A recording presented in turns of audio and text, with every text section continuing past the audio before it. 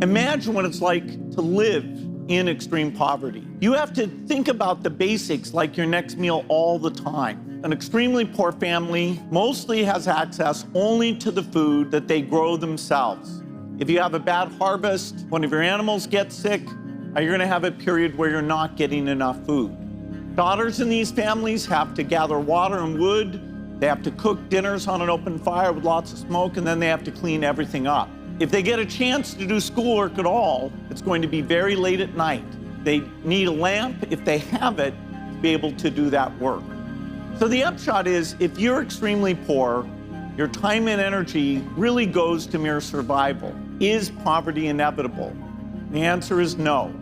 We asked 2,000 people on what they thought was going on with poverty. We told them the 1990 number and asked them to guess where it had gone. And their guess was that it had fallen from that 36% down to 22%. In fact, the real line is far, far better. It drops all the way down to 9%. That means since 1990, 1.2 billion people have overcome extreme poverty.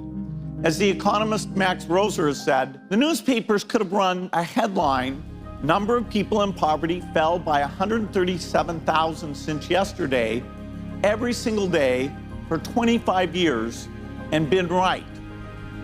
Real news. According to the World Bank, this extreme poverty definition we use is a cutoff of about $1.90 per day or less. Getting out of extreme poverty is not the end goal. We want people lifted up way beyond extreme poverty, but it's really the start that gets things going, that gets countries on the way to self-sufficiency and moving towards middle income. So this is not just about the individuals, it's also about the countries themselves. A single dot is representing 1 million people. Right now, you're seeing the number of dots that represent the number of people who overcame poverty since 1990. It's really great to see how we've made that incredible reduction, because it hints, okay, what remains? What do we have to do in the future? The progress came really in two great waves. The first wave was China. In 1990, 66% of people in China were extremely poor. So you can see all the dots there, each representing, again, 1 million people. But over just a short period, 15 years, their extreme poverty declined by over 500 million. The improvement in people's lives there is one of the most astonishing examples of progress in world history. The second wave came in India. Progress there started later, and it's been more gradual, but it's also an impressive trend. India went from 400 million people in extreme poverty in 2005 to just under 100 million today. And over the next several decades, that number is going to drop quite a bit.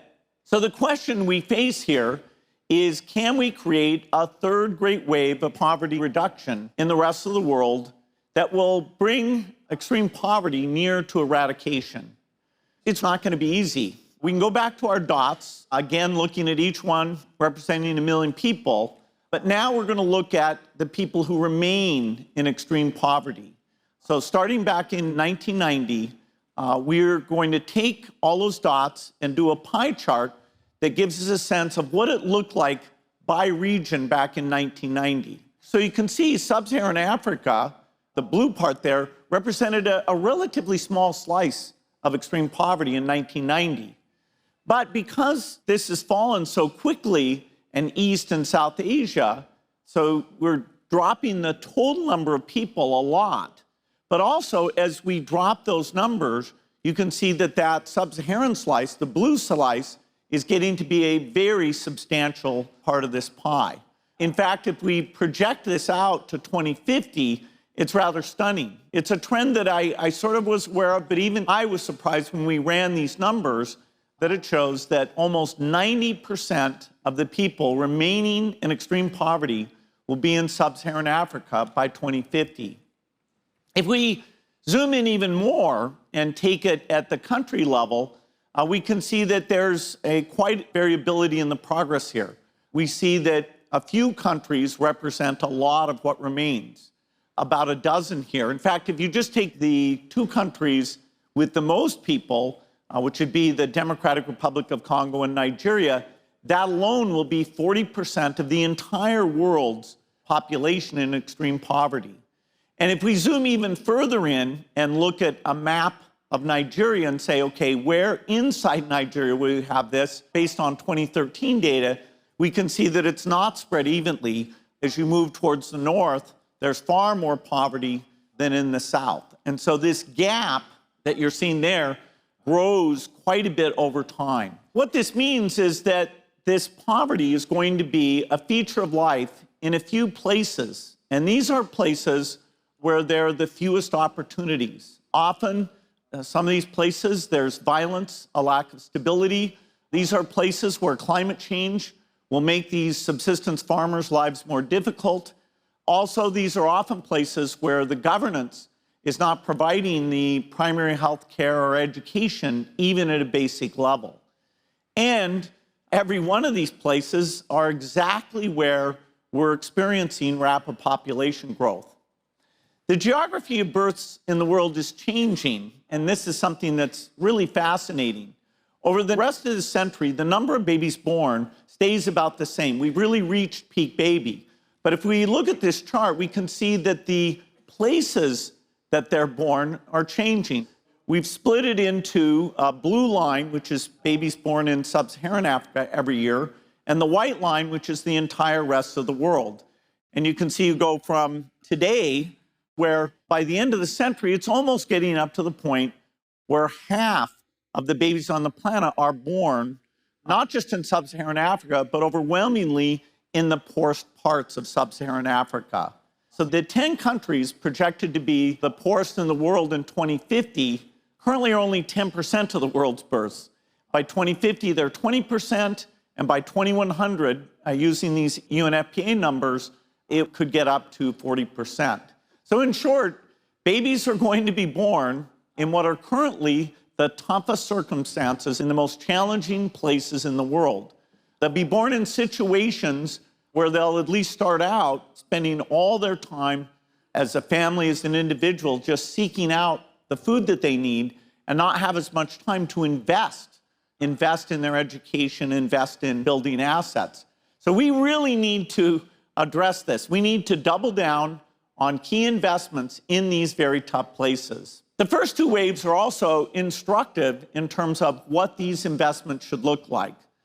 Let's start with the investments in the people, primarily in their health and education. China set a great example here. In 1990, 1 in 3 Chinese children were chronically malnourished, which means that not only physically, but also mentally, they never fully developed. They did not achieve their potential. And the typical Chinese youth never got into high school. Well, since then, China has solved that malnutrition problem. And in education now, almost all students not only graduate from high school, a very high percentage, almost half, attend college. You just look at those cities in China and you see, wow, something miraculous came out of those human capital investments. And so to create this third wave of poverty reduction, sub-Saharan Africa's young need the same level of investment in their human capital. Of course, the size of that investment is going to be very large because of this population growth, the doubling in their youth population by 2050. In sub-Saharan Africa, for these youthful generation, we need to get a lot of resources there and help those countries build these systems. Our partner, the Institute for Health Metrics and Evaluation, did these poverty projections on the continent, considering a couple of scenarios where the key thing we varied was the investment level in human capital. And so the status quo shows that the absolute number of people in extreme poverty will go up by about 50 million by 2050. That's disappointing. Even more sobering, though, is if we look at what some donors have talked about doing in terms of disengaging, we look at governments not continuing to improve, there you get a very dire situation where the number almost doubles, gets up to 672 million. But we also took a scenario, the one we believe in, the one we all want to rally around, where we increase that human capital investment, where we improve those health systems and those primary and secondary schools. And there, we're able to drive that extreme poverty down by over 90 million from where we stand today. So the gap between the bad scenario and the good scenario is over a factor of 2, almost 400 million people. So that's really what's at stake. With the right innovation, which is the most powerful force in the world, I really believe it's possible we might be able to do even better than that. You know, a great example of this was what a discussion like this would have been about India back in the 1960s. The yield for wheat, which was very, very meager, was changed by modern technologies and techniques.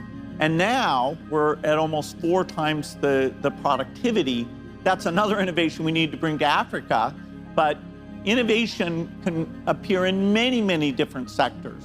And so we need some great innovations. Soil maps, how we can pick the right fertilizer, digital technology to help us understand what's going on with malnutrition and help solve that, education and how by getting reading resources out there to kids, their natural curiosity will let them help develop the key skills. And so it's by investing in this innovation and backing young innovators across sub-Saharan Africa, we can get a very positive scenario. But I do remember what it was like to be rebellious and have new ideas.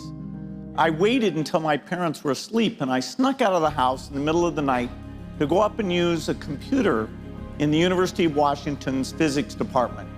There were a few hours in the middle of the night when the graduate students weren't there and I could have a few hours on this big, amazing machine. I would do anything to get my hands on it and try out to see what the magic of software could do.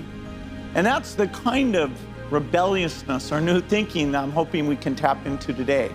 The natural desire of youth to change things and make the world better. The world we want, a world in which every person can dream of a better future and make it come true, is a world without extreme poverty. Thank you.